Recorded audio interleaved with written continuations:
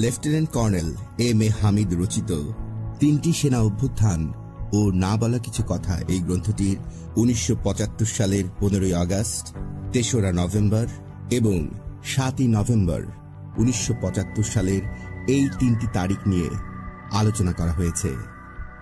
এই ঐতিহাসিক গ্রন্থটির প্রথম সেনা বিদ্রোহ 75-এর 15ই আগস্ট পর্বটির আজকে শেষ পর্ব। অনেকেই বলেন 15ই আগস্ট অভ্যুত্থানের সময় মুজিবুর রহমানকে কি বাঁচানো যেত? অভ্যুত্থানের গতিধারা পর্যালোচনা করলে দেখা যাবে দেশের রাজনৈতিক অস্থিরতা শুরু থেকে শেখ সাহেবের উপর আকস্মিক হামলার ভয় যথেষ্ট পরিমাণে বৃদ্ধি পায়। সবকিছু জানা সত্ত্বেও সংশ্লিষ্ট ইন্টেলিজেন্স এজেন্সিগুলো তার নিরাপত্তা নিশ্চিত করতে ব্যর্থ হয়। তার মৃত্যুর জন্য গোয়েন্দা ব্যর্থতা যথেষ্ট দায়ী। এমনকি ক্যান্টনমেন্টে সেনা গোয়েন্দা সংস্থাও সামান্য তৎপর থাকলে শুরুতেই এই অভিযান নকশাত করে দেয়া সম্ভব হতো। শেখ সাহেবের নিজের প্রাইভেট বাসভবনে নিরাপত্তা ব্যবস্থা ছিল খুবই দুর্বল ও অপ্রতুল। বাসায় সুপরিকল্পিত সুদৃঢ় রক্ষা ব্যবস্থা থাকলে এসব আক্রমণ সফল হতো না। তার বাসায় প্রচুর অটোমেটিক অস্ত্রশস্ত্র মজুদ থাকলেও সেগুলো সুষ্ঠু ব্যবহার করে কড়া প্রতিরোধ ব্যবস্থা গড়ে তোলা সম্ভব হয়নি। 15ই আগস্টের সকালবেলা তার বাসার ভেতর থেকে আরও 25-30 মিনিট সময় প্রতিরোধ করতে পারলে ততক্ষণে রক্ষী বাহিনী, আর্মি, বিডিআর বা অন্যান্য সংস্থা তার সাহায্যার্থে বাসায় পৌঁছে যেতে পারত। বাসার ভেতর দোতলায় ওঠার পেছন দিকের গেটটা খোলা থাকায় হামলাকারীরা বিনা ক্লেশে, বিনা বাধায় দোতলায় ওঠার অপ্রত্যাশিত সুযোগটি পেয়ে যায়। দোতলায় ওঠার সিঁড়িঘরের নিচের এবং ওপরের 2টি সিকিউরিটি দরজা বন্ধ থাকলে হামলাকারীদের পক্ষে সরাসরি অপারেশন করা খুবই দুষ্কর হতো। ফলে দোতলার উপর থেকে জামাল কামালের পক্ষে দীর্ঘক্ষণ প্রতিরোধ গড়ে তোলা সম্ভব হতো। প্রচুর রিয়াকশন টাইমও পাওয়া যেত এর ফলে শেখ সাহেব বেঁচেও যেতে পারতেন। রাত্রিবেলা দোতলায় ওঠা সিঁড়িঘরের 2টি দরজায় খোলা রাখার পরিণতি বড়ই আত্মঘাতী হয়েছিল। আপৎকালীন সময়ে তড়িৎ রিয়াকশন করার জন্য কোনো আপৎকালীন প্ল্যান বা বিশেষ ট্রুপ রাখা হয়নি।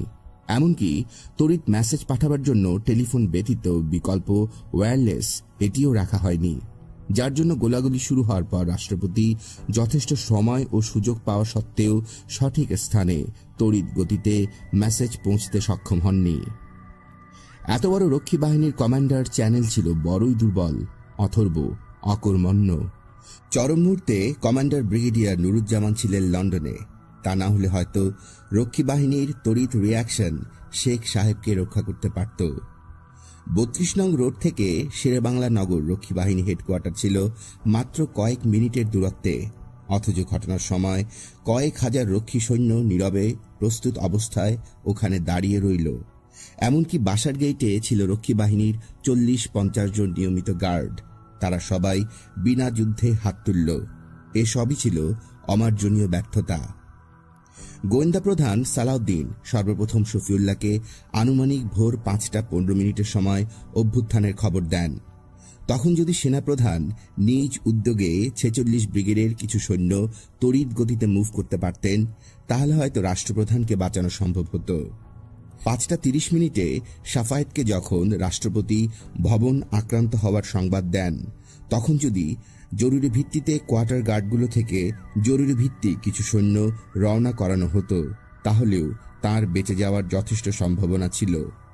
কিন্তু সংকট সময়ে একটি সৈন্য মুভ করানো হলো না। মধ্যরাতে অভ্যুত্থান ঘটতে যাচ্ছে, সোর্স মারফত এরকম একটি আভাস সর্বপ্রথম জানতে পারেন ডিজিএফআই এর ব্রিগেডিয়ার রৌফ রাত আনুমানিক 2টা অথবা 3টার দিকে, কিন্তু তিনি কাউকে জানাননি। জেনারেল শফিউল্লাহ বলেন, তিনি যে ব্যবস্থা নেন তা হল অজানা আশঙ্কায় তিনি তৎক্ষণাৎ তার বাসা ত্যাগ করে পরিবার নিয়ে বাসার পেছনের মাঠে একটি গাছের নিচে লুকিয়ে নিরাপদ আশ্রয় গ্রহণ করেন। ঘটনার পর সকালে বেরিয়ে এসে ব্যর্থতা ঢাকতে বিভিন্ন অসংলগ্ন গল্পের অবতারণা করেন এবং পত্রপত্রিকায় বিবৃতি দেন। অথচ সময় মতো সংশ্লিষ্ট সবাইকে সংবাদ দিলে খুব ভোরেই কাউন্টার ব্যবস্থা নেওয়া সম্ভব হতো। গোয়েন্দা প্রধান নিশ্চিতভাবে ভোর 5টার আগেই আক্রমণের খবর পান। তিনি তখনও যদি সরাসরি রাষ্ট্রপ্রধানকে রেড টেলিফোনে কথা বলে শুধু তাকে সাবধান করে দিতেন, তাহলেও তার বেঁচে যাওয়ার ৮০% সম্ভাবনা ছিল। শেখ সাহেব অসম সাহসে এতগুলি গোলাগুলির মধ্যে হামলাকারীদের সামনে তাড়াতাড়ি বেরিয়ে না এসে যদি তার কামরার দরজা লক করে বাড়ির ভেতরেই কোথাও কোনো ঘরে লুকিয়ে থাকতেন, তাহলেও হামলাকারীদের পক্ষে তাকে খোঁজ করে বের করতে সময় লাগত। চাইলে পেছন দিক দিয়ে তিনি হয়তো পালিয়েও যেতে পারতেন, কিন্তু তিনি কোনো রকম আত্মরক্ষামূলক পন্থার কথা চিন্তা করেননি। আরেকটি বড় প্রশ্ন হল, 15ই আগস্ট ক্যান্টনমেন্ট থেকে কেন সৈন্য মুভ করানো হল না? 15ই আগস্ট ভোর 5:30টায় রাষ্ট্রপতি ভবন আক্রান্ত হয়। ক্যান্টনমেন্টে ডিজিএফআই প্রধান ও সেনা গোয়েন্দা প্রধান ভোর 5টার আগে অভিযানের খবর পান। সেনাবাহিনীর প্রধান খবর পান আনুমানিক 5:15 রাষ্ট্রপতির সাথে তার ফোনে শেষ কথা হয় 5:50 পর। ঢাকার ব্রিগেড কমান্ডার সাফায়েত জামিল আক্রমণ সংবাদ পান 5:30টায়। ভোর 6টার দিকে রাষ্ট্রপতি আক্রান্ত হয়ে নিহত হন। ক্যান্টনমেন্ট থেকে তার সাহায্যার্থে একটি সৈন্য তখনও মুভ করেনি। এই ব্যর্থতা কার? বহুদিন পর আজও সবার মনে বারবার এই একটি জিজ্ঞাসা তাড়া করে ফেরে, সৈন্য কেন মুভ করল না ক্যান্টনমেন্ট থেকে? এ নিয়ে আজও চলেছে প্রবল বাক বিতণ্ডতা। প্রথমেই সেনাপ্রধান শফিউল্লাহ আক্রমণের সংবাদ পেয়ে সঙ্গে সঙ্গে ঢাকার ব্রিগেড কমান্ডার সাফায়েত জামিলকে ভোর 5:30টায় ফোন করেন এবং তৎক্ষণাৎ সৈন্য মুভ করতে বলেন। কিন্তু সাফায়েত জামিল বলেছেন, সেনা প্রধান তাকে আক্রমণের সংবাদ দেন ঠিকই, কিন্তু সৈন্য মুভ করতে কোনো নির্দেশ দেননি, তাই তখন সে কোনো মুভ করেনি। তার ভাষায় শফিউল্লাহ কেবল তখন বিড়বিড় করেছেন, কিন্তু তাকে কোনো নির্দেশ দেননি। তিনি ছিলেন সম্পূর্ণ বিভ্রান্ত, উদ্ভ্রান্ত। সাফায়েত সৈন্য মুভ করছে না দেখে শফিউল্লাহ আবার তাকে ফোন করেন আনুমানিক 6টার দিকে, কিন্তু তখন দেখা যায় সাফায়েত তার ফোনের রিসিভার তুলে রেখেছে। এক্সচেঞ্জ থেকে অপারেটর তাই জানায় শফিউল্লাহর ভাষ্য। এমতাবস্থায় শফিউল্লাহ খালেদ মোশাররফকে ফোন করে তার বাসায় ডেকে এনে তাকে সাফায়েত জামিলের কাছে পাঠান সাফায়েতের সৈন্য মুভ করাতে। শফিউল্লাহ চতুর্দিকে ক্রমাগত ফোন ঘোরাতে থাকেন। ডেপুটি চিফ জিয়াউর রহমান সহ অন্যদের সাথে কথা বলতে থাকেন। তারপর তিনি তৈরি হয়ে অফিসে ছুটে যান। এখানে তার যে বড় ভুল হল তা হল, তিনি যখন দেখলেন যে কোনো কারণেই হোক সাফায়েত জামিল তার সৈন্য মুভ করছে না, তখন তিনি মাত্র 500 গজ দূরে অবস্থিত সাফায়েতের হেডকোয়ার্টারে একে ওকে না পাঠিয়ে নিজেই ছুটে গিয়ে সাফায়েতের সৈন্য মুভ করার ব্যবস্থা নিতে পারতেন। এখানে তিনি চরম মুহূর্তে টেলিফোন ও কথাবার্তায় অযথা অনেক সময় নষ্ট করলেন, কিন্তু একটি সৈন্য ক্যান্টনমেন্ট থেকে মুভ করাতে পারলেন না। এখানে সেনাপ্রধান দ্রুততার সাথে সিদ্ধান্ত নিতে ব্যর্থ হন। তবে সঙ্গত কারণেই বোঝা যায় ঘটনার ভয়াবহতায় তিনি দারুণ টেনশনে ভুগছিলেন। সম্ভবত উত্তেজিত হয়ে কিছু নার্ভাসও হয়ে পড়েন তিনি। তবে ঘটনা প্রবাহ থেকে বোঝা যায় ওই মুহূর্তে তার ব্যর্থতা ছিল অনিচ্ছাকৃত, মোটেই ইচ্ছাকৃত নয়। কাদের সিদ্দিকী বলেছেন, তিনি ছিলেন একজন অথর্ব, অকর্মণ্য। মনে হয় এই কথাগুলো যথেষ্ট রূঢ় শব্দ হলেও সত্যি। আলোচনা করা যায় সাফায়েতের অ্যাকশন নিয়েও। ঢাকার ব্রিগেড কমান্ডার কর্নেল সাফায়েত জামিলের অ্যাকশন। তার অধীনে সৈন্য ছিল প্রায় 4000। সাফায়েত জামিল ঢাকা ক্যান্টনমেন্ট থেকে তার সৈন্য মুভ করাতে না পারার জন্য সরাসরি সেনাপ্রধানকেই দায়ী করে বলেছে, তিনি তাকে কোনো নির্দেশ দেননি, তাই সে তার সৈন্য মুভ করাতে পারেনি।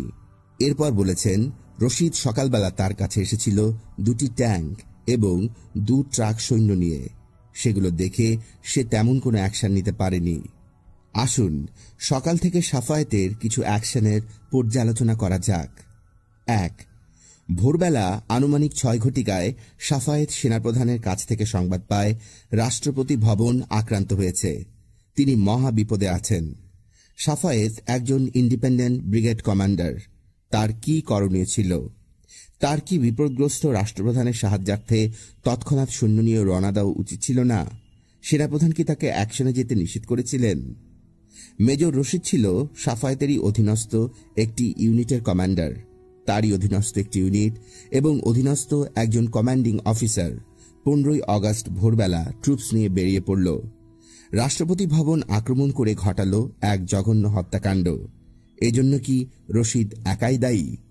দায় দায়িত্ব কোনো কিছু কি কমান্ডার সাফায়েত জামিলের উপর বর্তায় না? 2. ভোর 6টার সময় রাষ্ট্রপ্রধানকে খুন করে স্বয়ং রশিদই প্রথম ছুটে আসে 46 ব্রিগেড লাইনে কর্নেল সাফায়েত জামিলের কাছে। তাকে সেলুট ঠুকে বলে, স্যার, উই হ্যাভ কিল শেখ।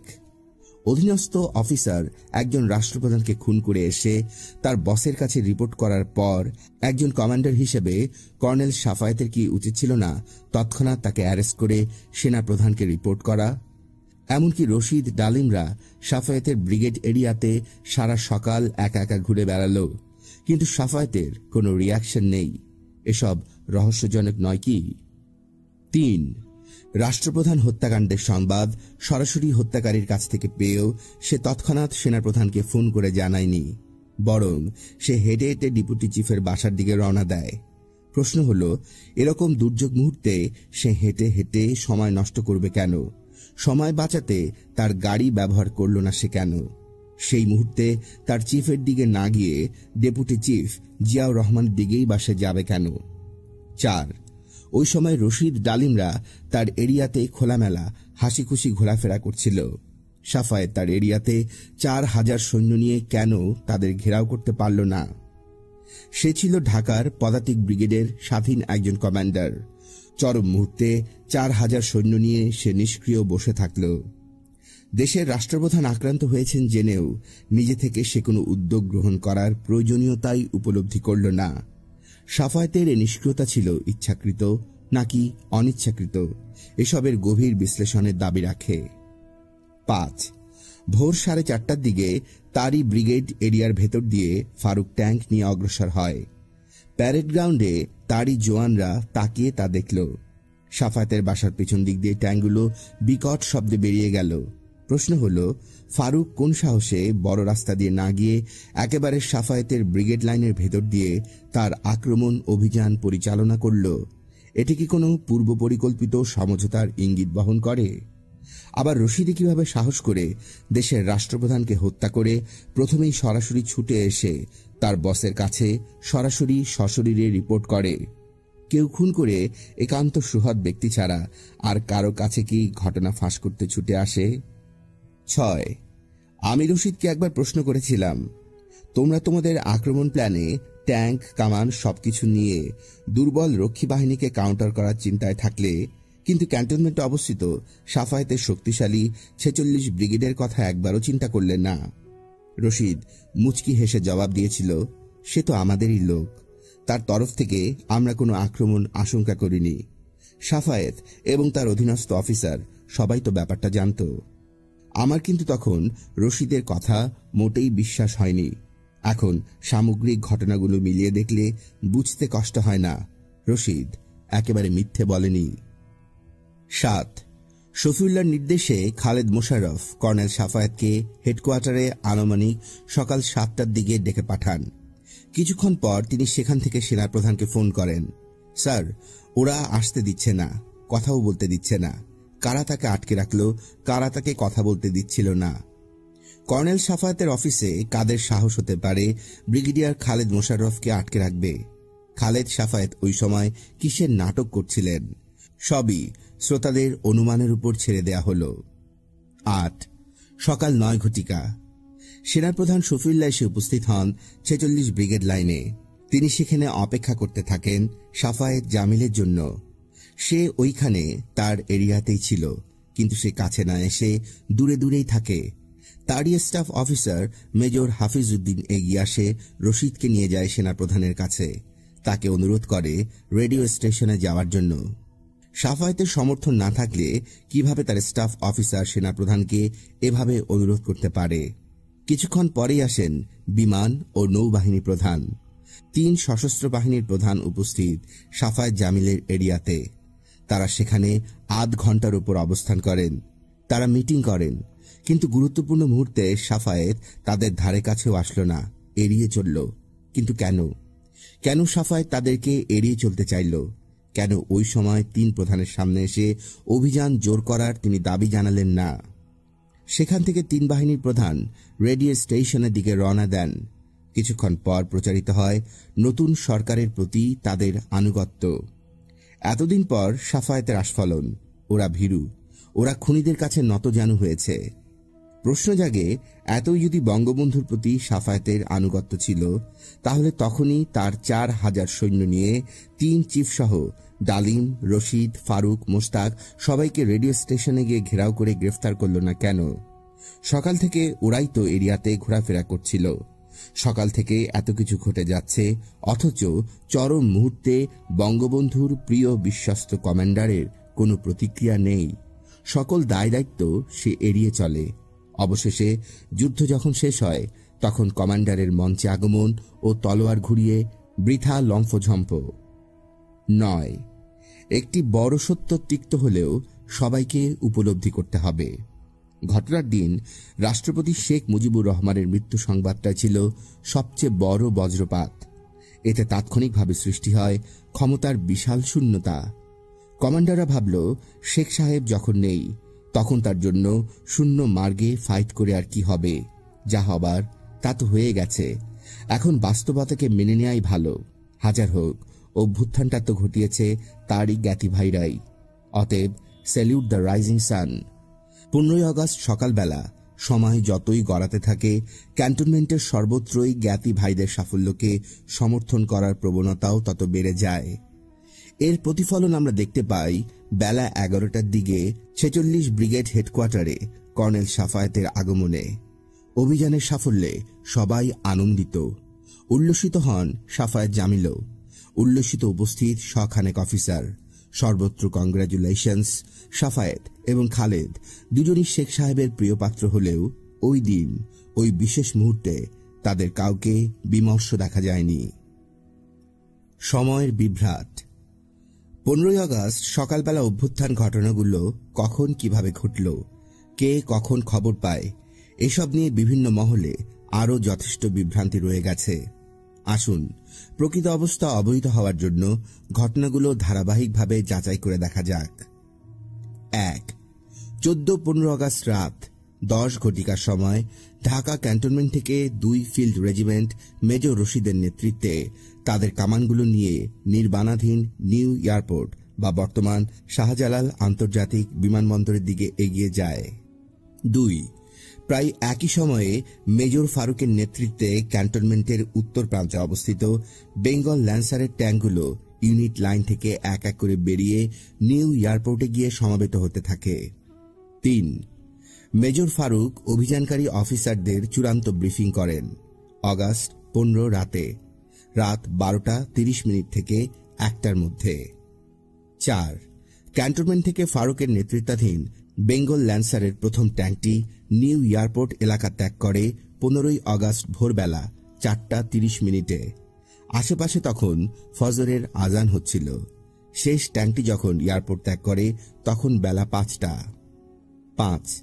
এই গ্রুপের 20-25 মিনিট আগে, অর্থাৎ আনুমানিক 4টায় রাইফেলধারী সৈন্যরা বিভিন্ন গ্রুপে বিভক্ত হয়ে বিভিন্ন কমান্ডারের নেতৃত্বে আপন আপন টার্গেটের উদ্দেশ্যে এয়ারপোর্ট এরিয়া ত্যাগ করে। তারা ভোর 4:45 থেকে 5টার মধ্যে সমবেত হয় ধানমন্ডির বিভিন্ন টার্গেট পয়েন্টে। মূল টার্গেট শেখ সাহেবের বাসায় আক্রমণ শুরু হতে কিছুটা দেরি হলেও অন্যান্য টার্গেট অর্থাৎ শেখ মনি ও সেরনিয়াবাদের বাসায় আক্রমণ শুরু হয়ে যায় ভোর 5টার দিকেই। ধানমন্ডি এলাকা তখন রীতিমতো রণক্ষেত্র। 6. শেখ সাহেবের বাসায় আক্রমণ শুরু হয় 5:30 থেকে। রাষ্ট্রপতি মৃত্যু মুখে পতিত হন আনুমানিক 6 ঘটিকায়, অর্থাৎ 30 মিনিট পর। সময়ক্রমে দেখা যাক কে কখন বিদ্রোহের সংবাদগুলো পেলেন। 1.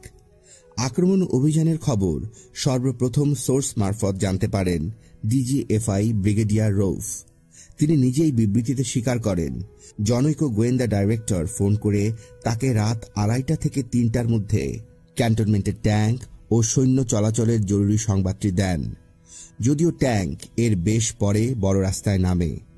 অবশ্য ক্যান্টনমেন্টের বাইরে ভেতরে অস্বাভাবিক মুভমেন্ট আগেই শুরু হয়ে যায়। এই জরুরি গোপন বার্তা পেয়েও রৌফ চুপচাপ বসে থাকেন। তিনি রাষ্ট্রপতিকে সাবধান করে দেওয়ার প্রয়োজন বোধ করেননি। তিনি যদি তৎক্ষণাৎ সরাসরি রাষ্ট্রপতিকে রেড টেলিফোনে সতর্ক করে দিতেন অথবা বাসার গার্ডরুমকেও ফোন করে গার্ডদের সতর্ক করে দিতেন, তাহলে হয়তো 15ই আগস্টের এই রক্তপাত নিশ্চিতভাবে এড়ানো যেত।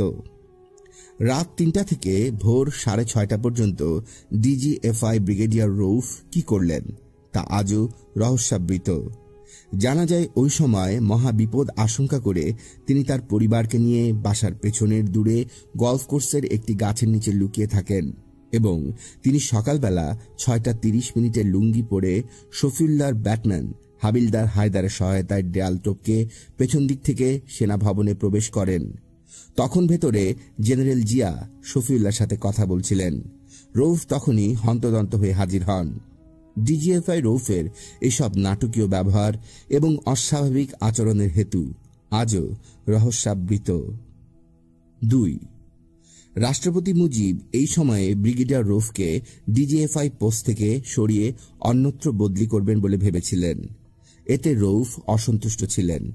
তিনি ডিজিএফআই দায়িত্বভার সমঝিয়ে দিতে গড়িমসি করছিলেন। পরে 15ই আগস্ট হস্তান্তর করবেন বলেই ঠিক করা হয় এবং ওই দিনেই অভ্যুত্থান সংগঠিত হয়।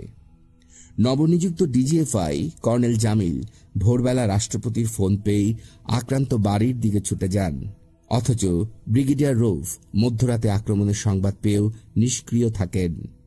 রাষ্ট্রপ্রধানকে সতর্ক করার কোনো প্রয়োজন তিনি বোধ করেননি। অফিসিয়ালি তিনি ছিলেন তখনও ডিজিএফআই এর প্রধান। এসব ব্যাপার বিশ্লেষণের দাবি রাখে। ডিএমআই লেফটেন্যান্ট কর্নেল সালাউদ্দিন সৈন্য ও ট্যাঙ্ক চলাচলের সংবাদ পান 4:30 থেকে ভোর 5টার মধ্যে। এরপর তিনি ছুটে আসেন সেনাপ্রধান শফিউল্লাহর বাসায় এবং তাকে অবস্থা অবহিত করেন। অর্থাৎ সেনাপ্রধানকে তিনি সম্ভাব্য অভিযানের সংবাদটি দেন ভোর 5:15 থেকে 5:30 মধ্যে। 4. এই সময় থেকে সেনাপ্রধান শফিউল্লাহ রাষ্ট্রপতিকে পাওয়ার জন্য ক্রমাগত ফোন ঘোরাতে থাকেন, কিন্তু পান না। অবশেষে 5:50 দিকে রাষ্ট্রপতিকে ফোনে পেয়ে গেলেন। রাষ্ট্রপতি তাকে বাসা আক্রান্ত হওয়ার সংবাদটি দেন। তখন সময় আনুমানিক 5:55। এরপরই 5 মিনিট পরে সম্ভবত রাষ্ট্রপতির মৃত্যু ঘটে। তখন সময় আনুমানিক 6 শুক্রবার 15ই আগস্ট 1975। 5. শেখ সাহেবের ফোন পেয়েই প্রথমে Shafiullah 46 brigade commander colonel Safayet জামিলকে ফোন করে আক্রমণের সংবাদ দেন। তখন সময় 6টা থেকে 6:05। ওই সময় অভ্যুত্থানের অন্যতম প্রধান নেতা মেজর রশিদে পৌঁছে গেছে সাফায়েত জামিলের বাসায় তাকে এই সংবাদ শোনাতে যে রাষ্ট্রপতিকে তারা হত্যা করেছে। 6. সকাল 6টা থেকে সকাল 8টা।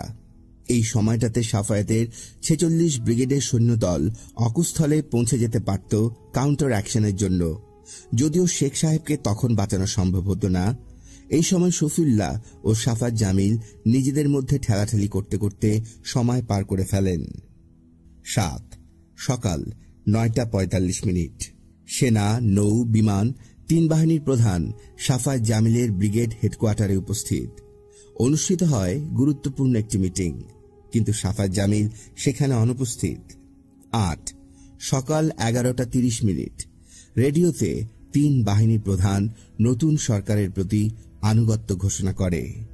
শেখ মুজিবুর রহমান হত্যাকাণ্ড সংঘটিত হওয়ার মাত্র 5 ঘন্টার মধ্যে রেডিওতে 3 বাহিনী প্রধান আনুগত্য ঘোষণা করে। 15ই আগস্ট অভ্যুত্থানের ফারুক রশিদের সাফল্যের প্রধান কারণসমূহ ছিল নিম্নরূপ। ফারুক শেষ মুহূর্ত পর্যন্ত আক্রমণের প্ল্যানের গোপনীয়তা রক্ষা করেছিল। 2. মূল লক্ষ্য ছিল স্থির, অভিন্ন এবং এক, অর্থাৎ 32 নং রোডের 677 নং বাড়ি দখল করা এবং রাষ্ট্রপতি শেখ মুজিবকে গ্রেফতার অথবা হত্যা। সবাই একক লক্ষ্য অর্জনেই সর্বশক্তি নিয়োগ করে। 3. রাষ্ট্রপতি শেখ মুজিব ছিলেন রাষ্ট্রের সকল শক্তির কেন্দ্রবিন্দু ও উৎস। প্রথম আঘাতেই তার নিহত হওয়ার সংবাদে সর্বত্র তাই দেখা দেয় বিরাট এক শূন্যতা এবং অনিশ্চয়তা। তার মৃত্যুতে তার সমর্থকরা মানসিকভাবে একেবারেই ভেঙে পড়ে। তাদের প্রতিরোধ ক্ষমতা সম্পূর্ণভাবে ধ্বংস হয়ে যায়। তার মৃত্যুই ছিল রশিদ ফারুকের সাফল্যের প্রধান কারণ। 4. Total surprise. আক্রমণের আকস্মিকতায় রক্ষী বাহিনী, বিডিআর, মুজিব বাহিনী সবাই হতবুদ্ধি হয়ে পড়ে। কোনো বাহিনী থেকে সামান্যতম প্রতিরোধ বা প্রতি আক্রমণ আসেনি। ফলে আক্রমণকারী 2টি ইউনিট নির্বিঘ্নে তাদের অবস্থান অতি দ্রুত সুসংহত করতে সক্ষম হয়। 5. আক্রমণের ব্যাপকতায় সবাই নিশ্চিত ধরে নেয় যে এটা সেনাবাহিনীর একটি বড় অভ্যুত্থান। অতএব স্বাভাবিকভাবেই সবাই ভীত সন্ত্রস্ত হয়ে পড়ে। সেই কারণেই অবস্থা ভালোভাবে পরখ না করে কেউ তাৎক্ষণিক কোনো ব্যবস্থা গ্রহণ করা থেকে বিরত থাকে। 6. মুজিব হত্যার রেডিও ঘোষণা ঢাকা ও দেশের সর্বত্র ভয়ঙ্কর মনস্তাত্ত্বিক চাপ সৃষ্টি করে। এতে সবাই বিভ্রান্ত হয়ে পড়ে। ঘোষণাও দেয়া হয় সেনাবাহিনীর নামে। সেটাও ছিল একটি বড় আর্ট, ব্লাফ। 7. ঢাকা ক্যান্টনমেন্টে অবস্থিত 46 ব্রিগেডের রহস্যজনক নিষ্ক্রিয়তা এবং চরম মুহূর্তে সেনাবাহিনী প্রধানের সিদ্ধান্তহীনতায় সময় নষ্ট করা। 8. আক্রমণকারীদের তড়িৎ অ্যাকশন, নির্মম হত্যাকাণ্ড, ধ্বংসযজ্ঞ চালিয়ে অতি দ্রুততার সাথে ঝটিকা আক্রমণ চালিয়ে তারা সম্ভাব্য সকল টার্গেট ধ্বংস করে। 9. আক্রমণ পরবর্তী সময়ে তড়িৎ গতিতে স্থিতিশীল অবস্থা ফিরিয়ে আনা, সময়ক্ষেপণ না করে নতুন প্রেসিডেন্ট মনোনয়ন এবং 3 বাহিনী প্রধানের আনুগত্য গ্রহণের ব্যবস্থা করা। 10. ঢাকা ক্যান্টনমেন্টের সকল অফিসার ও সৈনিকবৃন্দের বিনা দ্বিধায় পরিবর্তিত অবস্থাকে সাদরে গ্রহণ ও জ্ঞাতিভাইদের উদ্দেশ্যে সাফল্য প্রকাশ। সেনা অভ্যুত্থানের প্রতি জনগণেরও প্রকাশ্য ও মৌন সমর্থন। অলৌকিকভাবে একের পর এক ঘটনাবলী সুষ্ঠু টাইম টেবিল অনুযায়ী সম্পূর্ণ হয়েছিল। কোথাও সামান্যতম বাধা বিঘ্ন ঘটেনি। 15 আগস্ট 1975। এই সেনা বিদ্রোহীটি তাই ছিল অনেকটাই অলৌকিক ঘটনার মতো।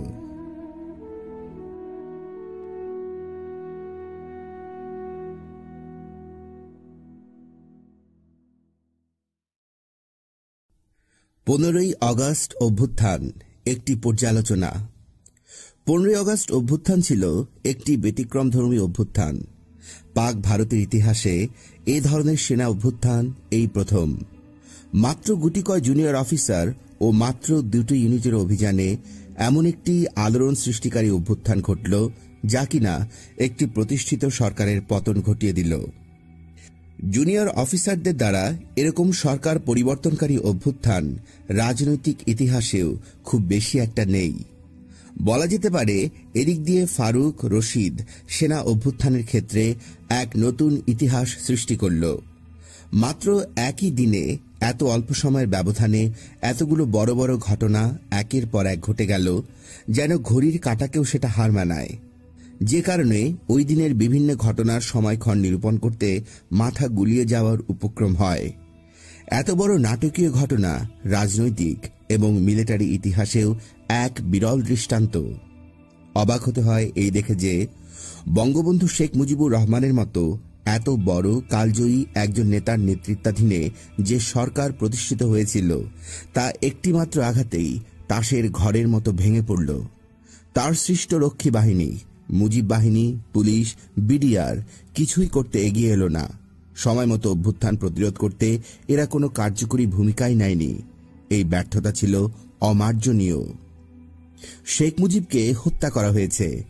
ভোর 6টায় রেডিওতে ডালিমের এই ঘোষণার সাথে সাথে বিদ্যুতের মতো সারা দেশে সংবাদ ছড়িয়ে পড়ে, যা বোমার আতঙ্কের চেয়েও মারাত্মক আতঙ্ক সৃষ্টি করে জনমনে। সংবাদটি শুনে রাষ্ট্রীয় কাঠামো ভেঙে পড়ে। রাষ্ট্রীয় কাঠামো একক ব্যক্তিভিত্তিক হওয়াতেই এমনটি আসলে ঘটেছিল। ব্যক্তির পতনে সরকারেরও দ্রুত পতন ঘটল। শেখ সাহেব প্রথম আঘাতেই নিহত না হলে এ অভ্যুত্থান নির্ঘাত ব্যর্থ হতো, এতে কোনোই সন্দেহ নেই। আওয়ামী লীগ নেতৃবৃন্দ এবং সেনাবাহিনীর তরুণ অফিসারদের মধ্যে সম্পর্ক ভালো ছিল না। পাকিস্তান আমলে সেনাবাহিনীর সাথে বরাবর তাদের দ্বন্দ্ব ছিল। পুরাতন সে রেশ ধরেই এই মনোমালিন্য। একমাত্র শেখ সাহেবই সেনা অফিসারদের সাথে সরাসরি সম্পর্ক রাখতেন, অন্যরা এড়িয়ে চলতেন। অপরদিকে সেনাবাহিনীর তরুণ মুক্তিযোদ্ধা অফিসাররাও আওয়ামী লীগ নেতাদের পছন্দ করত না, কারণ তারা মনে করত দেশের মুক্তির জন্য তারা যখন যুদ্ধ করেছে, তখন এইসব রাজনৈতিক নেতা পাতি নেতারা কলকাতায় বসে আনন্দ ফুর্তি করেছে। এই ধরনের মানসিকতা যথেষ্ট ভুল বোঝাবুঝি সৃষ্টি করে। রাজনৈতিক, অর্থনৈতিক, সামাজিক অবস্থার এতই অধঃপতন ঘটে যে সর্বস্তরের মানুষ তখন একটা পরিবর্তন কামনা করছিল। তারপর সেই পরিবর্তন যখন হলো, তখন তা রক্তাক্ত হলেও সবাই যেন এটাকে বরণ করে নিল। ফারুক রশিদ দুজনেই বরাবর বলেছে, শেখ সাহেবকে হত্যা করার পরিকল্পনা আমাদের ছিল না। ক্যান্টনমেন্টে ধরে এনে সেখান থেকে সরওয়ার্দী উদ্যানে নিয়ে গিয়ে বিচারের ব্যবস্থা করাই ছিল আমাদের উদ্দেশ্য।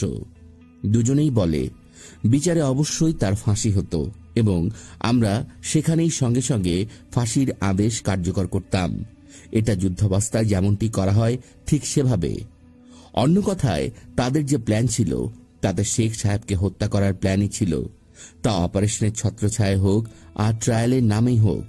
তবে একজন রাষ্ট্রপ্রধানকে এভাবে সংক্ষিপ্ত ট্রায়ালে প্রকাশ্যে ফাঁসি দিয়ে বা গুলি করে হত্যা করা আরও কলঙ্কজনক ব্যাপার হতো, তাই নয় কি? 15 আগস্টের চরম মুহূর্তে জিয়াউর রহমান, খালেদ মোশাররফ, সাফায়েত জামিল এই তিনজনের ভূমিকাই ছিল রহস্যজনক। এই তিনজনই কি অভ্যুত্থানকারীদের সাথে আলাদা আলাদাভাবে কোনো গোপন সমঝোতা করেছিলেন?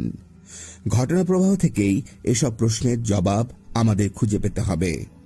হামলাকারীগণ কর্তৃক আক্রান্ত হয়ে প্রথমেই সেনাবাহিনী প্রধানকে ফোন না করে শেখ সাহেব বিভিন্ন দিকে যোগাযোগ করতে যাবেন কেন? তাহলে কি তিনি সেনা প্রধানের ওপর থেকেও কিছুটা আস্থা হারিয়ে ফেলেছিলেন?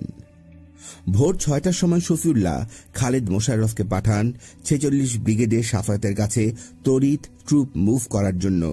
তিনি সেখানে গিয়ে বলেন, কেউ মুভ করছে না, বরং উল্লাস করছে। তার কথায় শফিউল্লাহ আরও কিংকর্তব্য বিমূঢ় হয়ে পড়েন। বেলা 11টায় 46 ব্রিগেড হেডকোয়ার্টারে খালেদ ও সাফায়েত উভয়কেই দেখা যায় উল্লসিত মুডে। খালেদ মোশাররফ ওই সময় অপারেশন নিয়ন্ত্রণ করছিলেন এবং রক্ষী বাহিনী সহ অন্যান্য সবাইকে শান্ত করতে মহাব্যস্ত ছিলেন। তিনি ওই মুহূর্তে একটি বড় কাজ করেন, তা হল নিজ দায়িত্বে ফারুকের জন্য ট্যাঙ্কের গোলা সরবরাহ করার জন্য জয়দেবপুর ডিপোকে তিনি নির্দেশ দেন। ট্যাঙ্কের গোলা পেয়ে ফারুকের ট্যাঙ্ক বিরাট শক্তিতে পরিণত হয়, অথচ একটু আগে ভোরবেলাতেই তার ট্যাঙ্ক ছিল গোলাবিহীন লৌহ শকট মাত্র। ওই মুহূর্তে ব্রিগেডিয়ার খালেদ এবং কর্নেল সাফায়েত জামিলের হাসি খুশি উল্লাস সবাইকেই অবাক করেছিল, কারণ এ দুজনেই ছিলেন শেখ সাহেবের অত্যন্ত প্রিয় ব্যক্তি। সকাল 8:30 ঘটিকা পর্যন্ত আর্মি হেডকোয়ার্টার ছিল সম্পূর্ণ অরক্ষিত। যখন এত বড় একটি অভ্যুত্থান ঘটছে, তখন শফিউল্লাহর উচিত ছিল আর্মি হেডকোয়ার্টারের সৈন্যদের সাধারণ সতর্ক অবস্থায় বা স্ট্যান্ড মোডে রাখা, অন্তত মেইন গেটটা বন্ধ করে সরাসরি ভিজিটার্স অনুপ্রবেশ বন্ধ করা উচিত ছিল তার। কিন্তু আপৎকালীন অবস্থায় খোদ আর্মি হেডকোয়ার্টারেই সাধারণ সতর্ক অবস্থা গ্রহণ করতে সবাই ভুলে যায়। ওই দিন সকালে আর্মি হেডকোয়ার্টারে সামান্যতম নিরাপত্তা ব্যবস্থা গ্রহণ করলেও সশস্ত্র জিপ নিয়ে মেজর ডালিম সরাসরি হেডকোয়ার্টারে ঢুকে সেনাপ্রধান শফিউল্লাহকে ধরে নিয়ে যেতে পারত না। এমনকি প্রস্থানের সময়ও আউট গেট বন্ধ থাকলে সে বের হতে পারত না। সতর্ক অবস্থায় থাকলে ট্রুপস আশেপাশে আত্মরক্ষামূলক পজিশনে থাকত। কিন্তু হায়, সম্পূর্ণ অরক্ষিত অবস্থায় সেনাবাহিনী প্রধান তার আপন হেডকোয়ার্টারে ধরা পড়লেন। এটা কি অভূতপূর্ব ঘটনা নয়? বলা বাহুল্য, ওই দিন ওই সময় সেনাপ্রধানকে ধরে রেডিও স্টেশনে না নিয়ে যেতে পারলে 15 আগস্টের ইতিহাস হয়তো ভিন্নভাবেই লেখা হতো। হয়তো জাতিকে 3রা এবং 7ই নভেম্বরের রক্তাক্ত অভ্যুত্থানও দেখতে হতো না। মেজর ডালিম যখন উন্মুক্ত স্টেনগান নিয়ে শফিউল্লাহ রুমে ঢোকে, তখন সে ছিল অস্ত্র হাতে মারমুখী। শফিউল্লাহ তার সাথে যেতে অস্বীকার করলে সে হয়তো যে কোনো অঘটন ঘটিয়ে দিতে পারত। তবে যদি হেডকোয়ার্টারে সতর্কাবস্থা থাকত এবং প্রোটেকশন ট্রুপস থাকত, তাহলে শফিউল্লাহকে এভাবে জবরদস্তি অফিস থেকে ধরে নিয়ে যাওয়া সম্ভব হতো না, বরং ডালিমকেই আটক করে বন্দী করা সম্ভব হতো। আজ 19 বছর পর এই প্রশ্নটি আমার মনের ভেতর তাড়া করে ফেরে, কি হতো যদি ওই সময় ডালিমের বন্দুকের মুখে চিফ অফ স্টাফ সেনা সদর থেকে বেরিয়ে না যেতেন? কি হতো যদি ডালিমকে সেনা হেডকোয়ার্টারে ঘেরাও করে বন্দি করা হতো? কি হতো যদি সাফায়েত সাহস করে ডালিম রশিদকে তার ব্রিগেড এরিয়াতে তার কয়েক হাজার সৈন্য নিয়ে বন্দি করে ফেলতে পারত? সাফায়েত বলেছেন তার 46 ব্রিগেডে নাকি সকাল থেকে সারা দিনই প্রস্তুত হয়ে বসেছিল। সে ছিল একজন স্বাধীন ব্রিগেড কমান্ডার। সে ইচ্ছে করলে যে কোনো সময় প্রতি আক্রমণে যেতে পারত। ভোরবেলা শফিউল্লাহ যখন তাকে ফোন করেছিল তখন সে কেন গেল না? তার এই রহস্যজনক নিষ্ক্রিয়তার কারণ কি?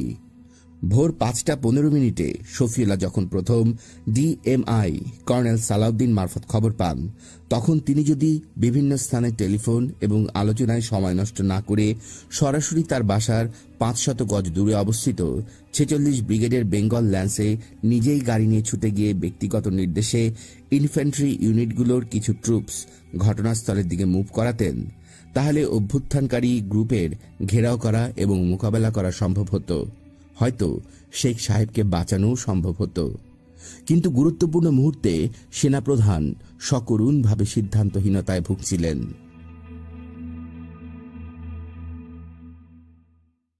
আরও একটি বড় কারণ, কেউ বিমান হামলার কথা চিন্তা করেনি। এই সময় আক্রমণকারী ইউনিটের ওপর তড়িৎ বিমান হামলা বা এয়ার স্ট্রাইক চালালে পরিস্থিতির মোড় হয়তো সম্পূর্ণ ঘুরিয়ে ফেলা সম্ভব হতো।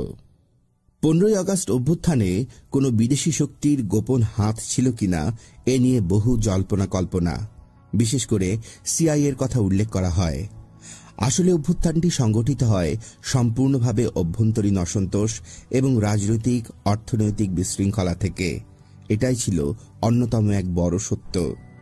অন্তত ফারুক রশিদ আমাকে হলফ করে বলেছে, কোনো বিদেশি শক্তির সাথে তারা এ নিয়ে কখনো যোগাযোগ করেনি। খন্দকার মোশতাক আহমেদের সাথে আমেরিকান সিআইএর যোগসূত্র রয়েছে বলে অনেকে ধারণা করেন। তবে প্রকৃত অভ্যুত্থান ঘটানোর পেছনে সরাসরি কোনো বৈদেশিক শক্তির হস্তক্ষেপের এখনো কোনো প্রমাণ পাওয়া যায়নি। খন্দকার মোশতাক আহমেদ আগস্ট অভ্যুত্থানে সরাসরি জড়িত থাকার প্রমাণ না থাকলেও ঘটনাপ্রবাহ প্রমাণ করে নেপথ্যে তিনি অবশ্যই ছিলেন। অভ্যুত্থানের মেজররা কোনো বিদেশি শক্তির মদদে ও উস্কানিতেও এ কাজ করেছে বলে নিশ্চিত কোনো প্রমাণ নেই। এ সম্বন্ধে আমার জ্ঞান সীমিত থাকায় এর বেশি বলা সম্ভব নয়। আগস্ট অভ্যুত্থান সামরিক দৃষ্টিকোণ থেকে ছিল একটি গুরুত্বপূর্ণ মিলিটারি ঝটিকা অপারেশন। এই অভ্যুত্থানে সাফল্যজনক এক্সিকিউশন এবং পরিসমাপ্তিতে কার ভূমিকা অধিক গুরুত্বপূর্ণ ছিল, মেজর ফারুক নাকি রশিদের? সত্যি বলতে কি, ফারুক যদিও অপারেশনের মূল কমান্ডার ছিল, কিন্তু সে তো আক্রমণ গড়িয়েই খালাস। আক্রমণ পরবর্তী রিঅর্গানাইজেশন বা পুনর্বিন্যাস পর্বে দুরূহ কাজটি ঠান্ডা মাথায় যে ব্যক্তিটি সামাল দেয় সে হল মেজর রশিদ। 15 আগস্টের সকাল 6টা থেকে দক্ষ হাতে ঘূর্ণায়মান পরিস্থিতি সামাল না দিলে তাদের পুরো অভ্যুত্থানটি মাঠে মারা পড়ত। এমনকি নতুন প্রেসিডেন্ট নির্বাচন এবং তাকে ধরে আনার জটিল কাজটিও ছিল রশিদের। অতএব আমার ব্যক্তিগত মূল্যায়নে কমান্ডার ফারুকের চেয়ে মেজর রশিদের পাল্লাই বেশি ভারী। ফারুক রশিদের অভ্যুত্থান স্রেফ দুটি ইউনিটের একক দুঃসাহসিক অভিযান মনে করা হলেও ততটুকু একক কিন্তু ছিল না। ফারুক রশিদ নিজেরাই বলেছে, আমাদের পেছনে বড়রা কেউ না থাকলে কিভাবে এত বড় অভিযানে অগ্রসর হতে সাহস করতাম। এ থেকে প্রতীয়মান হয় যে তাদের পেছনে বড় র্যাঙ্কের কিছু অফিসার প্রত্যক্ষ বা পরোক্ষ মদদ জুগিয়েছিলেন। 46 ব্রিগেডের নিষ্ক্রিয়তাই এর একটি অন্যতম দৃষ্টান্ত।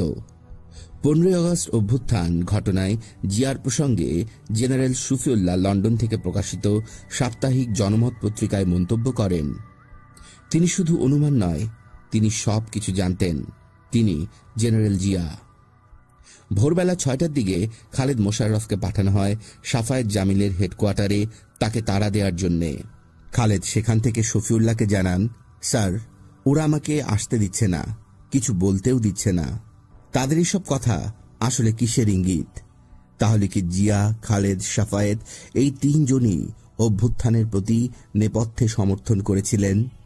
সামগ্রিক ঘটনাপ্রবাহ গভীরভাবে পর্যালোচনা করে স্পষ্ট প্রতীয়মান হবে যে ফারুক রশিদ অভ্যুত্থান ঘটানোর মতো কিছু একটা ঘটনা ঘটাতে পারে এরকম অস্পষ্ট ইনফরমেশন আলাদা আলাদা ভাবে জিয়া, খালেদ, সাফায়েত, রৌফ কম বেশি গোচরীভূত হয়েছিলেন।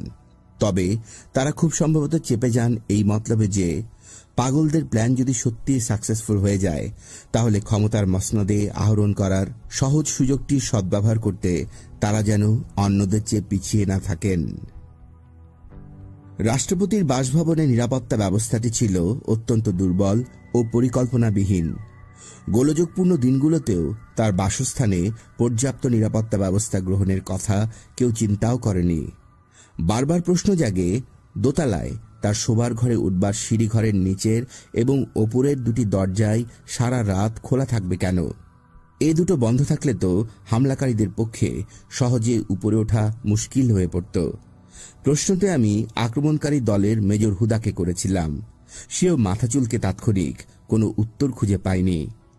এমতাবস্থায় কামাল জামালদের পক্ষে দোতলা থেকে সুবিধাজনক অবস্থায় বহুক্ষণ প্রতিরোধ লড়াই চালিয়ে যাওয়া সম্ভব হতো।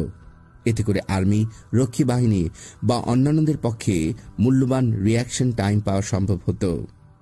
মনে হয় জামাল রাত্রিবেলা তার বন্ধুর পাশের বাসায় খোশ গল্প ও আড্ডা দিতে যাওয়ায় দরজা খোলা রেখে যায়, অথবা কামাল তার বাসার উপর জাসদ বা সর্বহারা গ্রুপ হামলা চালিয়েছে মনে করে দরজা খুলে উপর থেকে নিচে ছুটে এসে রিসেপশন রুমে পুলিশের কাছে যায়।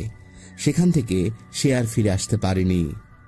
মোদ্দা কথা, সিঁড়ি রুমের সিকিউরিটি দরজা খোলা অবস্থায় থাকায় হামলাকারীরা বিনা বাধায় সুরসুর করে একেবারে দোতলায় রাষ্ট্রপতির শয়নকক্ষে গিয়ে হাজির হয়। রাষ্ট্রপতির বাসভবনের এই মারাত্মক নিরাপত্তার ত্রুটি তার জীবননাশের জন্য বহুলাংশে দায়ী। ফারুক রশিদের আক্রমণ প্ল্যানে ঢাকা ক্যান্টনমেন্টে অবস্থিত ৪৬ ব্রিগেডকে সম্পূর্ণ অবজ্ঞা করা হয় এবং তাদের তরফ থেকে কোনো রকম বিপদ আশঙ্কা না করাটা ছিল রহস্যময় ব্যাপার। ফারুক তার সমস্ত ট্যাঙ্ক বাহিনী নিয়ে দুর্বল রক্ষী বাহিনীকে ঠেকাবার চিন্তায় থাকে। ৪৬তম ইনফ্যান্ট্রি ব্রিগেডের কথা তারা একবারও ভাবল না। এতে কি কোনো রহস্য নেই? এই প্রশ্নটি প্রথমে আমি ফারুককে করেছিলাম। সে বলল, এটা রশিদকে জিজ্ঞেস করুন, কারণ সেই সামহাও ৪৬ ব্রিগেডকে ম্যানেজ করেছিল। আমি মেজর রশিদকে সরাসরি এই প্রশ্নটি করলাম। তার মুখে রহস্যভরা মুচকি হাসি। রশিদকে আবার জিজ্ঞেস করলাম, তোমরা শুধু রক্ষী বাহিনীর দিকে হামলা করার চিন্তা করলে, কিন্তু শক্তিশালী ৪৬ ব্রিগেডের দিক থেকে কোনো প্রতি আক্রমণের আশঙ্কা করলে না কেন? রশিদের ঠোঁটে আবার মুচকি হাসি। তবে এবার সে বলল, স্যার, ব্যাপারটা আপনি বুঝে নিন। তার কথা শুনে আমি তাজ্জব বনে গেলাম। তাহলে এই জন্যই কি ভোরবেলা শফিউল্লাহ ফোন পাওয়ার পরও সাফায়েত জামিল তার ট্রুপস মুভ করতে গড়িমসি করে? তাহলে এই জন্যই কি ভোরবেলা হত্যাকাণ্ডের পর মেজর রশিদ প্রথমেই ছুটে আসে ৪৬ ব্রিগেড লাইনে সাফায়েত জামিলের কাছে? আমরা মুজিবকে হত্যা করেছি এই ঘটনা প্রকাশ করার পর সঙ্গে সঙ্গে তো সাফায়েত রশিদকে তার এরিয়াতে আটক করা উচিত ছিল, তাই নয় কি? তা না করে সে রশিদের সাথে হেঁটে ডেপুটি চিফের বাসার দিকে রওনা দেয় কেন? তাছাড়া সে চিফের দিকে না গিয়ে ডেপুটি চিফের কাছে বা যাবে কেন? বোধ করি এই জন্য ফারুক তার ট্যাঙ্কগুলো সোজা বড় রাস্তা দিয়ে না গিয়ে ৪৬ ব্রিগেড লাইনের মধ্য দিয়ে সরু বাইপাস রোড হয়ে অগ্রসর হয়।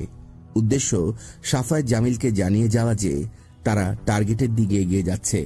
ব্যাপারটা কি তাই? অগাস্ট অভ্যুত্থানের সময় সাফায়েত জামিলের দ্বৈত ভূমিকা অবশ্য পরবর্তী পর্যায়ে তার হাঁক ডাকের জন্য সবার কাছে গোপন থেকে যায়। অথচ খালেদ মোশাররফের মতো সাফায়েত জামিলও ছিল শেখ সাহেবের অত্যন্ত প্রিয় ব্যক্তি। রাষ্ট্রপতি শেখ মুজিবুর রহমান ছিলেন একজন মহান জনপ্রিয় নেতা। তার আঙ্গুলি হেলনে লক্ষ লক্ষ মানুষ স্বাধীনতার জন্য প্রাণ বলি দিয়েছে। তিনি ছিলেন বাঙালি স্বাধীনতা আন্দোলনের আপোষহীন একজন নেতা। অবাক ব্যাপার, তার করুণ মৃত্যুতে কোথাও টু শব্দটি উচ্চারিত হল না। তার বিশাল জনপ্রিয়তা হঠাৎ করে কোথায় যেন হাওয়ায় উড়ে গেল। কেন তার মৃত্যুতে জনতার বিপ্লব হল না? কেন জনতার প্রতিরোধ গড়ে উঠল না? তাহলে ৭৫ এসে তিনি কি সত্যি সত্যি সাধারণ মানুষের ভালোবাসা হারিয়ে ফেলেছিলেন? তিনি কি সাধারণ মানুষের ধর্মপ্রবণতায় আঘাত দিয়েছিলেন? তিনি কি সেনাবাহিনীকে বিশ্বাস করেননি? তিনি কি বাঙালিদের আশা আকাঙ্ক্ষা পূরণ করতে পারেননি? তবে কোথায় ছিল তার ব্যর্থতা? ইতিহাসের প্রয়োজনে এগুলো খতিয়ে দেখার গুরুত্ব রয়েছে। যে ব্যক্তি বাঙালি জাতির স্বাধীন সত্তার জন্য মোহাম্মদ আলী জিন্নাহর সময় থেকে আইয়ুব খাঁ, ইয়াহিয়া খাঁ সময় পর্যন্ত আজীবন সংগ্রাম করেছেন, জেল জুলুম নির্যাতন সহ্য করেছেন, তার ভাগ্যে একটি করুণ মৃত্যুই কি জাতির কাছ থেকে প্রাপ্য ছিল? অগাস্ট অভ্যুত্থানের দুটি দিক আছে, একটি রাজনৈতিক, অন্যটি সামরিক। নিরপেক্ষ দৃষ্টিভঙ্গি নিয়ে অগাস্ট ঘটনার বিচার বিশ্লেষণ করলে স্বীকার করতেই হবে যে 15ই অগাস্ট অভ্যুত্থান ছিল বাংলা পাক ভারত উপমহাদেশের এক অভূতপূর্ব ঘটনা, একটি নাটকীয় সশস্ত্র অভ্যুত্থান। এর আগে এই উপমহাদেশে কেন বিশ্বের কোথাও জুনিয়র অফিসারগণ কর্তৃক এত বড় একটা অভ্যুত্থান এত সাফল্যের সাথে বাস্তবায়ন করার দৃষ্টান্ত বিরল। মাত্র 12 ঘন্টার ব্যবধানে একটি প্রতিষ্ঠিত সরকারকে উৎখাত করে নতুন সরকারের পত্তন, সবই এক অবিশ্বাস্য কাহিনী বটে।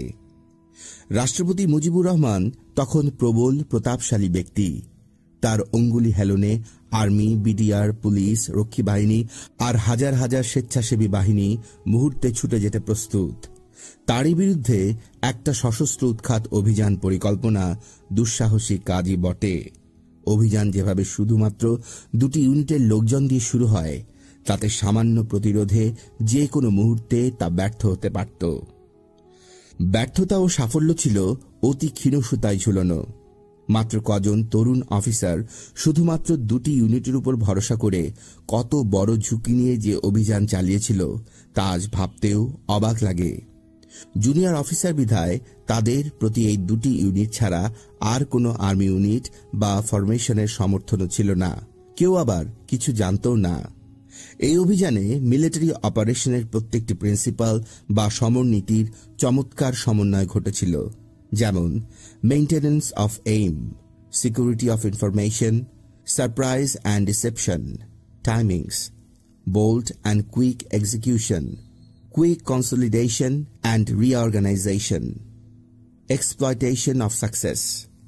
সবচেয়ে মজার ব্যাপার হল, সামরিক বাহিনীর নামে ক্ষমতা দখলের ঘোষণা থাকলেও সামরিক বাহিনীর চিফ সহ সকল সিনিয়র অফিসাররাই এই অভ্যুত্থানের প্ল্যান প্রোগ্রাম সম্পর্কে ছিলেন সম্পূর্ণ অজ্ঞ। বরং 15 আগস্টের ভোরবেলা খোদ ঢাকা ক্যান্টনমেন্টের সকল অফিসার ও সৈনিকবৃন্দ একটি সেনা অভ্যুত্থানের সংবাদ পেয়ে যার পর্নায় বিস্মিত হয়। সবার চোখে ধুলো দিয়ে সবাইকে বোকা বানিয়ে কজন তরুণ অফিসার গোটা সামরিক বাহিনীকে যেভাবে একটি অভ্যুত্থানের ভোজবাজি দেখালো, তা সামরিক বাহিনীর জন্য এক বিরাট বিস্ময় হয়ে থাকবে। 71-এর মুক্তিযুদ্ধের পর ইসলামিক ভাবধারা ও ইসলামপন্থী রাজনৈতিক সমাধি রচিত হয়েছিল। অগাস্ট অভ্যুত্থানের পর আকস্মিকভাবে ইসলামপন্থী দলগুলোর উপর থেকে নিষিদ্ধ আবরণ অনেকখানি সরে গেল। আবার তারা ভেসে উঠবার সুযোগ পেয়ে গেল। সমাধি রচিত হল বহু বিতর্কিত বাকশালের। প্রমাণ হল, বিভিন্ন রাজনৈতিক মতাদর্শ সত্ত্বেও এদেশে ধর্ম সাধারণ মানুষের জীবনে গুরুত্বপূর্ণ ভূমিকা পালন করবে ভবিষ্যতে। রাজনৈতিক দিক দিয়ে বলতে গেলে তো বলা যেতে পারেই, এরকম সশস্ত্র অভ্যুত্থান ভবিষ্যৎ হিংসা ও সশস্ত্র রাজনীতির বীজও বপন করেছিল। জনগণ হয়তো বাকশাল আওয়ামী লীগ সরকারের পরিবর্তন চেয়েছিল, কিন্তু শেখ সাহেবের ও তার পরিবারের মর্মান্তিক মৃত্যু তারা অবশ্যই কামনা করেনি। শেখ সাহেব ছিলেন বাঙালি জাতীয়তাবাদ ও স্বাধীনতা আন্দোলনের জনক, জাতির অবিসংবাদিত নেতা, যার প্রতি বাংলার মানুষ তাদের শ্রদ্ধা ও ভালোবাসা অকৃপণভাবে উজাড় করে দিয়েছিল। ভবিষ্যতে এত বিশাল মাপের বেসামরিক রাজনৈতিক নেতার উত্থান অন্তত এ দেশে ঘটার সম্ভাবনা অত্যন্ত ক্ষীণ। বাঙালি জাতির ইতিহাসে জাতি ধর্ম নির্বিশেষে এত অধিক সংখ্যক লোক কোনোদিন একটি ব্যক্তির পেছনে এত অন্ধভাবে দাঁড়ায়নি। এত বিশাল জনসমর্থন ও জনপ্রিয়তা নিয়ে তার মতো রাজনৈতিক নেতার ব্যর্থতা ও অকাল মৃত্যু চিরশোষিত এই অভাগা জাতির জন্য দুর্ভাগ্য ছাড়া আর কি বলা যেতে পারে। তার মৃত্যু বাংলাদেশের রাজনৈতিক অঙ্গনে সামরিক শাসনের এবং সামরিক গোষ্ঠীর লোকজনের রাজনৈতিক অঙ্গনে প্রবেশের পথ প্রশস্ত করে দিল, যার প্রভাব থেকে মুক্ত হওয়া হয়তো এই জাতির পক্ষে কোনো দিনও সম্ভব হবে না। শেষ হল কর্নেল অবসরপ্রাপ্ত M.A. হামিদ PSC রচিত 3টি সেনা অভ্যুত্থান ও না বলা কিছু কথা এই গ্রন্থটির প্রথম অভ্যুত্থান 15ই আগস্ট 1975 সাল। পরের পর্বে আমরা চলে যাব দ্বিতীয় অভ্যুত্থান 1975 সাল, সেই একই বছরের শেষার্ধে ঘটিত 3রা নভেম্বরের অভ্যুত্থান, খালেদ মোশাররফের উত্থান ও পতনের কাহিনী। সবাইকে পরের পর্ব শোনার আমন্ত্রণ জানাচ্ছি। সবাই ভালো থাকবেন। ধন্যবাদ।